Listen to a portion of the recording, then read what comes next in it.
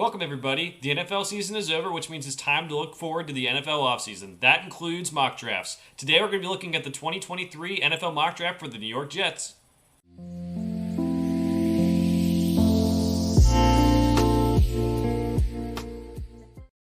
As mentioned, we're going to be looking at the New York Jets. This year, they went 7-10 and barely missed the playoffs. That defense was pretty good. The offense struggled. They're going to have a lot of things to address in free agency and the draft.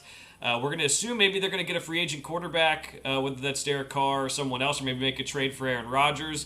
But some issues on that offensive line and some things to clear up here to make sure they get to the next level, make the playoffs next season. But a really good job by Robert Saleh to get the Jets to a point where they're 7-10 this past year. So we'll see if we can improve them through the mock draft. Before we get started here, we're going to be using the NFL Mock Draft Database Simulator. I like it because it has the players that are actually in the draft, and the ones that are going back to school. Not all mock draft simulators have that, so at least we have that sense of realism there. We're also not going to be doing trades. Trades are fun to do, but it's still before free agency, so we don't know what teams need. And we also, when we do some of these simulations, the trades are just ridiculous. You can get first-round picks for sixth-round picks, and it makes no sense. So we're going to stick with the picks that the Jets currently have. And let's get it started with pick number 13. So as mentioned, they may be moving on from Zach Wilson. They kind of want to keep him there and develop him, but they want a veteran. Again, we're going to assume that they get someone like Derek Carr. It seems like their meeting with him went pretty well. But that means they still have some other places they can improve the team. Assume you get Derek Carr, you still have a lot of those pieces on defense. Get that offensive line right to protect Derek Carr, and you have some nice young pieces on this offense. You have Garrett Wilson, who had a really good season. You have Breece Hall before he went down with the ACL injury, had a really good season. Elijah Moore in the slot was a high draft pick a couple years ago. We'll see if they can use him more this year. But let's get it started off with an offensive lineman. Let's go Peter Skoronski, the offensive tackle out of Northwestern. Some think he can move into guard. I think maybe you put him at tackle, at right tackle, when Mekhi Becton comes back at left tackle. Your tackle situation is all figured out. That really, really helps out. I think the protection, you still maybe need some interior linemen. But at the end of the day, I think Skoronski is a very safe pick. He was recruited as a center to Northwestern, played left tackle after Rashawn Slater opted out of, I believe, the 2020 season to get ready for the draft. He's a guy who I think you can trust maybe doesn't have the highest ceiling of any of these prospects in the draft of offensive linemen. I think you're getting a decent football player, and I think at pick number 13, that's something that you should value. All right, we'll go to the second pick. This will be pick number 43 for the Jets. Some other needs here. We got LaMarcus Joyner hitting free agency, which I think opens up some safeties here. I think Antonio Johnson's one to take because he's super versatile. He's a bigger guy, but he's played all over the field for Texas A&M. I know Jets fans may have some, uneasiness taking safeties in the draft after the Jamal Adams thing. But I think you can get a good safety here, improve this defense a little bit more, and assuming you get that free agent quarterback or Aaron Rodgers, and you have the offensive line ready to go, I think this really improves your team overall. All right, we'll go to the third round, pick number 74.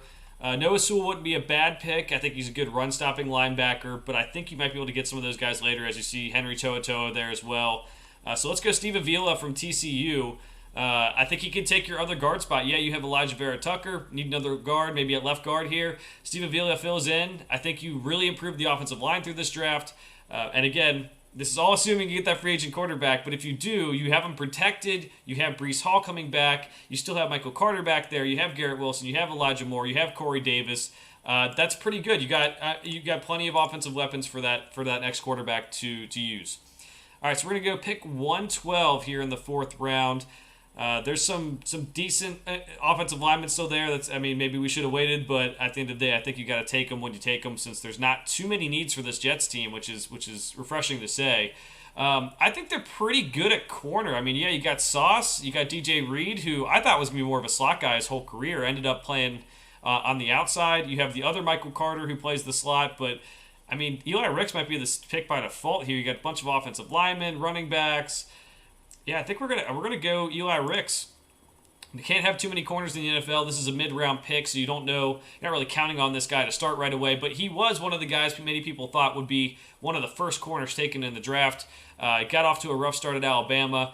Didn't see the field right away, and I think once he did play a little bit better. But I think you take that potential there, especially being the mid-round pick. And that sets us up for the pick number 145 here in the fifth round. Mike Morris, I just watched his tape. He's maybe a little bit of a tweener between edge and defensive line. That's something Robert Salah could figure out.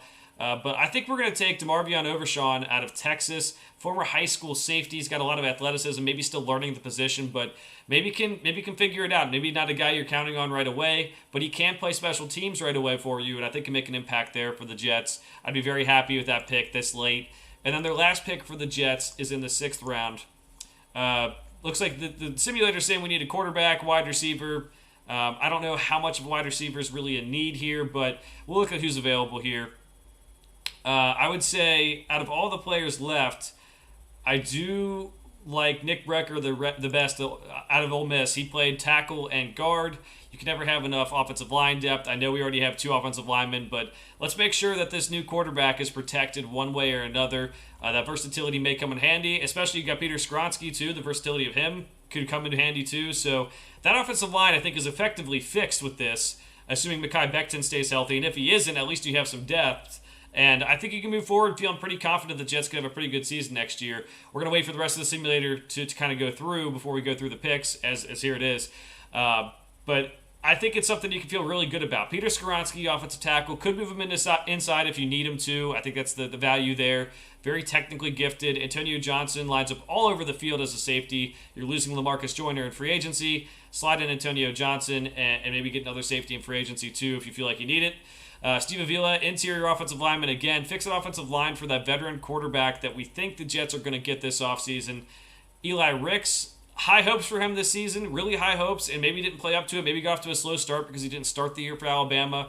But he has some pretty good tape if you look back at his LSU days. DeMarvion Overshawn, still maybe learning the position a little bit, but I think he's a guy who could maybe cover well and maybe turn into something for you in the future. And the Nick Brecker out of Ole Miss, I think he's a guy who's played well in the SEC over several years and played at different positions, and that's something late in the draft when you have some of these backup offensive linemen. If you can get a guy who plays multiple positions and played them pretty well in the SEC, I think that's something you got to look at. So I would be very happy with this draft. And you throw Derek Carr into this. You have Derek Carr. We're just going to assume he's the guy right now because it seems like they had a good meeting. You have a good offensive line now. You got Breece Hall coming back, Michael Carter, Garrett Wilson, Elijah Moore, Corey Davis. I mean, you're set on that offense. Maybe not the greatest unit in the league, but I think you can compete, especially with how good that defense was last year. And you even help out the defense with Antonio Johnson and Eli Ricks. I mean, those 2 guys might turn out to be top 100 players for me when it's all said and done. And I think you just keep on rolling with this team. Robert Salah did a really good job. We'll see what they can do in the future. It is my turn to remind everyone to like and subscribe to the channel if you like this mock draft. We're going to be coming out with more mock drafts as we get closer to the 2023 NFL Draft. For now, thanks for watching. We'll see you next time.